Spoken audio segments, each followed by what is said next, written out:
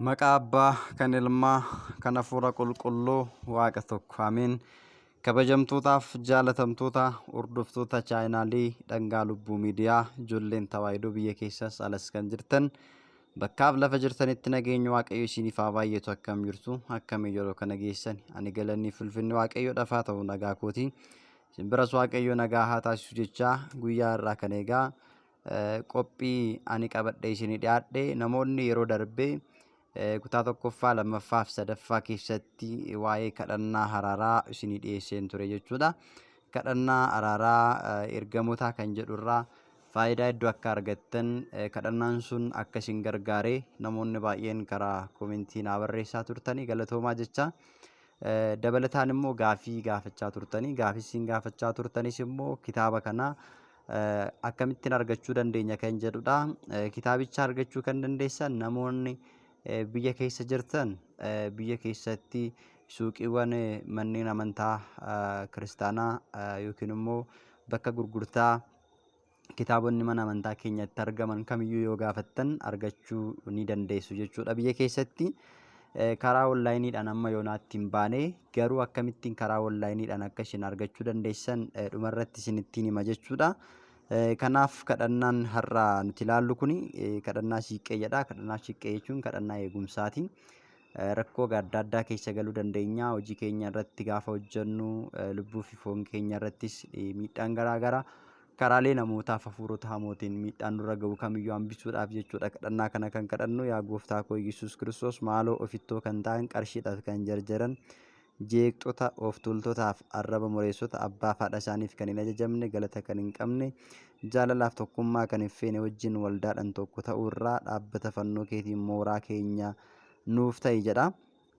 Maaloo isin kadhadha sitti wawwaadhaa nama wajjin kan waliin galle namootuma ta'anii qabeenya isaanii wajjin namoota liqimsuudhaaf kan fedhan maqaa namaa kan balleessan seenaa kan jallisan dubbii gaarii fi dubbiin dansaa diina isaanii kan ta'e ofii isaanii kan hin to'anne gara jabeeyyii fi of eeggachuun kan isaanitti irratti of tuulummaadhaan kan afuufaman waaqayyoon jaalachuu caala gammachuu foon isaanii kan jaallatan waan amantii qaban fakkaatanii waaqayyoon gananii warra kaanis kan gansiisan gantoota dhiiga waaqummaa xoofoo ifaatti fudhatee firfirsituu ifaatiin facaasee addunyaa kana kan qulqulleesse qulqulluu rufaayidiif jettee gara koo gara tajaajilaa keetti akka hin dhiyaanneef firree kee isa jabaadhaan narraa fageessi siiqqee arjummaa keetiin na marsiitii na eegi amiin jedha. Kadhannaan kun kadhannaa baay'ee gabaabduudha.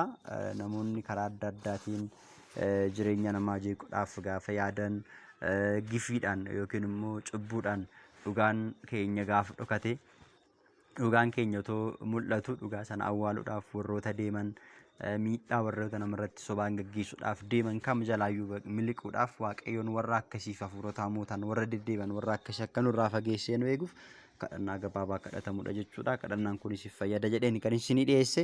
Inni itti aanu immoo seenaa qulqulluu Faanu'eeliiti. Hundi keessan ni beektu. As keessatti garuu dhumarratti wanti nan isinii kaa'u jira. Kadhannaa kana gaafa kadhattan keessumattuu gaafa karaa deemuudhaaf kaatan hojii keessanitti gaafa baatan kadhannaa kana osoo kadhattanii baay'ee gaariidha. Baay'ees milkaa'oo ta'uu dandeessu jechuudha.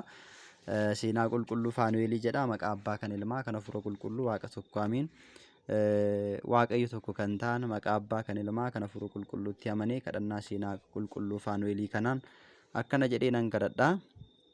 Qiriitaayilii, Daartaayilii, Qiitaayilii, Asfaayilii jecha ogummaa waaqummaa kanaa qulqulluu Faanu'eel duraan dhala namaa fuula duratti waaqayyotti kan komatan uumaa isaanii wajjin kan wal lolchiisan hojjettoota daabiloosii kan akka leegiyoonii fuula waaqayyo dura haxaa'ee fuudhee laga Yordaanos gammoojjii Qisoonitti yeroo hidhedha.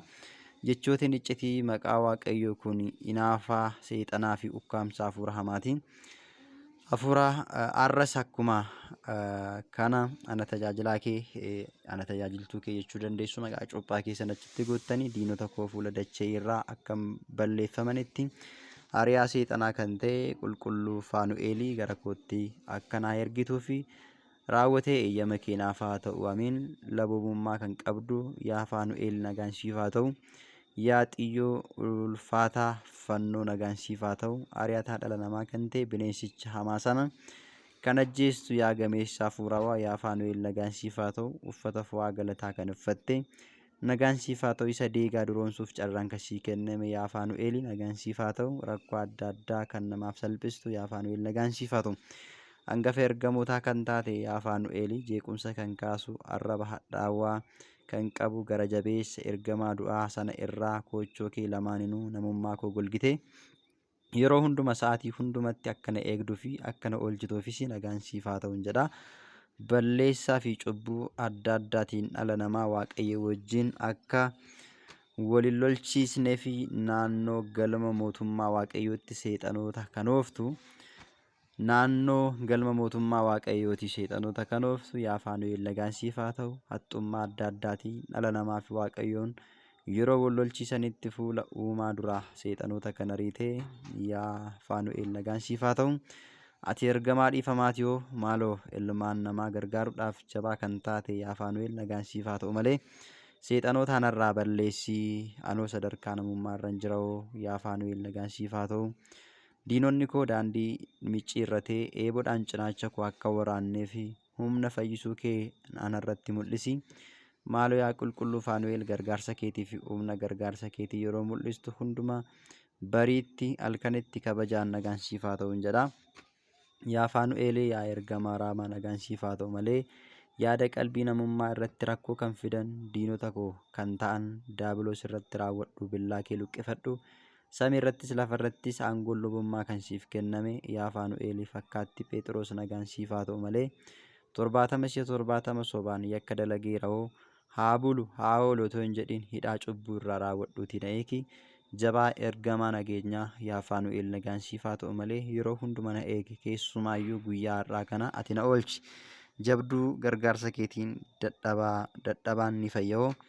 Yaa gooftaa koo Yesuus Kiristoos ati waaqa hangafa ergamootaa qulqulluu ergamaa Faanu'eel kan taate hojjettoota daabiloos irraa kan nama dogongorsiisan gidiraa seexanootaa irraa kan nama qaban kiyyoo hafuurota hamoo irraa Niilaawiin irraa moommoo irraa saamtuu irraa suuftuu irraa hafuura sanyii hafuura xibaarii mortootaa irraa hafuura qaallichaa hafuura seexanaa anaxilaa budaa sibsibii matatii callee hafuurota 66 ilmunumaatii hafuurota qaallichaa hafuurota matatii sibsibii jiinnii hafuurota agaanintoota hundumarraa qilleensaaf lafarra kan jiran hundumarraati. Anaan tajaajilaa kee yookiin tajaajiltuu kee na eegi jettanii akkaataa kanaan kadhannaa kana yoo kadhattan kadhannaan kun humna guddaadha kan inni of keessaa qabu waan ta'eef iyyuu dhumarratti yaa abbaa keenya isa jedhu kadhannaa kana hin beektu waan ta'eef kadhannaa kana akkaataa kanaan kadhattanii itti fayyadamuu irraa fayyadamuu bu'aa qabeessa ta'uu ni dandeessu. Dhumarratti wanti isinitti mujechuudha kadhannaa kana warreen sirriitti isiniif hin mul'anne karaa yuutuubiitiin kan isinii dabarse bilbila keessan irratti karaa onlaayiniitiin haala salphaa ta'een amma humna koo isin gargaaruuf qopheesseera. Isa kana immoo teelegiraamii warra fayyadamtaniif jechuudha. Teelegiraamii warra fayyadamtaniif hundumti keessan jalqaba teelegiraamii keessa seenuu qabdu jechuudha. Anamma gara teelegiraamii kiyyarraa seenee isinitti agarsiisa daataa kiyya baneetinan jechuudha. Akkamittiin akka argachuu dandeessan hanga xumuraatti hordofaa qalbiidhaani. Maaliif irra deebitanii akka nan gaafanneefan jechuudha. Namoonni irra deebitanii akka nan gaafannee fi yeroo waan hin qabneef isiniif deebisuudhaaf jechuudha. Kadhannaa kana bifa PDF'tiin isiniif qopheessee jira jechuudha. Kadhannaa araaraa jedhamu akkuma asitti argitanii kadhannaa kana bakka itti argachuu dandeessanittan sheer isiniif taasisa jechuudha. Chaayinaaliin dhangaa lubbuu jechuudha karaa teelegiraamiitiin jechuudha. Karaa teelegiraamiitiin banamee jira. Kanaafuyyuu akkamittiin akka argachuu dandeessan amma sirriitti na hordoftu jechuudha. Dhangaa lubbuu kan jedhu chaayinaalota baay'eetu jira. Asirraa an kan hin fayyadamu keessaa jechuudha. Karaa teelegiraamii dhangaa lubbuu kan jedhu achittan sheer isiniif taasisa jechuudha. Kun amma akkuma argaa jirtan kana karaa kanaan namoota 1,800tu jiru jechuudha chaayinaalii kanarra. Kanaafuu hundumti keessan teelegiraamii keessan bantanii karaa teelegiraamiitiin jechuudha seentanii waa kana argachuu kan dandeessan jechuudha. Kun iddoo kanatti akkuma argitan amma gaafan sheer godhu ganaa seendi ta'aa jira jechuudha. Meeggabaayitii 17dha. Amma inni kana naannessee fixee isinii ergutti akkamittiin akka seentanii isinitti agarsiisa jechuudha. Duubatti haal tokkicha deebi'ee niitoorkiinis rakkisaadha. Kanaaf jalqaba irratti jechuudha teelegiraamii keessan fakkeenyaaf duubatti deebi'ee isinitti agarsiisa. Teelegiraamii keessan ni bantu jechuudha. Namni kamuu teelegiraamiin fayyadama jedhee yaada. Kanaan ala carraa adda biraa waan itti isinii gargaaruu hin qabu. Yoo danda'ame immoo karaa waasaappiitiin walii erguu hin dandeessu. Isin achirraati erga buuftanii booddee akkamitti immoo akka buuftan isinitti agarsiisa. Kanaaf teelegiraamii banneerra fakkeenyaaf erga teelegiraamii keessan bantanii iddoo kanatti isinitti agarsiisa jechuudha. Kun iddoon itti mare kana bakka qulfii kanatti waan akka geengoo wayii jirti jechuudha. Ishii xuxxu jechuudha. Warreen teelegiraamii hin qabne hin fayyadamne. Kanaan booddee gubbaatti dhangaa lubbuu jettanii barreessitu. Akkaataa nama barreessaa jiru kanaan dhangaa lubbuu jettaniitu barreessitu. Isaan booddee dhuftanii asii mallattoo shida kanaatiin jechuudha. Bakka hin tuqee jiru kana sarchi gootu jechuudha. Akkanatti isinii dhufuu danda'a. Yoo inni akkanatti isinii dhufe isinii dhufeera. Yoo inni isiniif hin dhufne immoo sarchi gootu. Ani waan naa dhufeefiyyuu dirqama sarchi gochuun barbaachisu. Kanaan booddee dhangaa lubbuu ishii jettu ni xuxxu jechuudha. Erga xuxxaniin booddee jooyin godhi isiniin jedha. Jooyin taasisaniin jedha. Jooyin taasistaniiti kan isin seentan jechuudha. Jooyin taasistanii erga seentanii akkuma seentaniin egaa iddoo kanatti kadhannaa kana ni argattu jechuudha. Kadhannaa kana ni argattu. Kanaafiyyuu mala salphaa ta'eetiin karaa kanaan kadhannaa kana argachuu ni dandeessu. Daataa kiyyatu ispiidii kanaaf ergaa jira.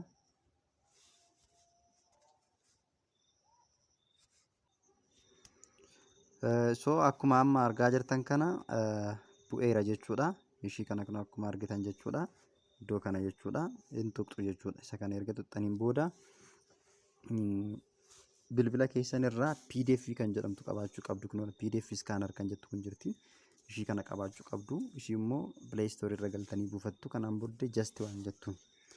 Ergas PDF ishii jettu kana PDF jettanii sarchi gootanii achirraa daawunlood godhattanii bilbila keessan irratti erga buufattanii akkaataa kanaan isinii bana jechuudha. Kun akkuma argitanii asirraatii fayyadamuu ni dandeessu jechuudha. Hin mul'ata kwaalitii qaba.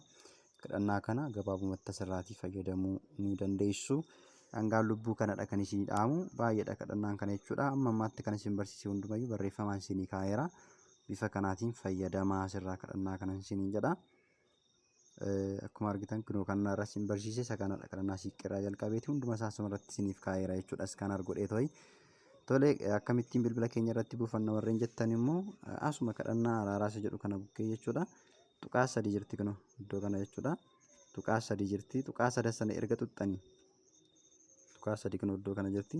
Tuqaa sana erga tuqxanii maal isiniin jedha? Save to download isiniin jedha. Save to download erga gootanii download isinii godha bilbila keessan irratti isinii kaa'a. Kanaan booddee karaa Feesbuukiitiin, karaa Telegiraamiitiin akkasuma immoo karaa barbaadaniin karaa Imoos haa ta'u, karaa Waasaappiitiis haa ta'u warreen keessumattuu Waayifaa fayyadamtan daftanii wal biraan ga'uu hin dandeessu. Ani fakkeenyaaf amma karaa kanaan gabaabbinaan karaa kanaan erga isin biraan ga'e jechuudha. As keessatti egaa akkaataa kanaan fayyadamuu dandeessu. Chaayinaanolni dhangaa lubbuu akkaataa kanaan sabiskiraayib godhattanii jooyin godhattanii fayyadamtanii faayidaa iddoo as keessaa argachuu dandeessu. Barreeffamoonni garaagaraa kitaabonni garaagaraa as keessa jiru. Akkasuma barnoonni amma ammaatti barsiisa duubatti deebitanii bifa salphaadhaan karaa kanaan argachuu ni dandeessu waan ta'eef isiniin jedha. Hanga ammaatti Waaqayyo gooftaan nu faana ture kan nu gargaare maqaa Waaqayyo kan galateeffame haa ta'u. Torbee dhufu immoo kutaa itti aanu hanga walitti deemutti nagaa ta'a. Kan biraas egaa haala qindeessee mijeessitan isinii dhiyeessa. Waaqayyo isin faana haa ta'u. Sibaate Egzaabeer.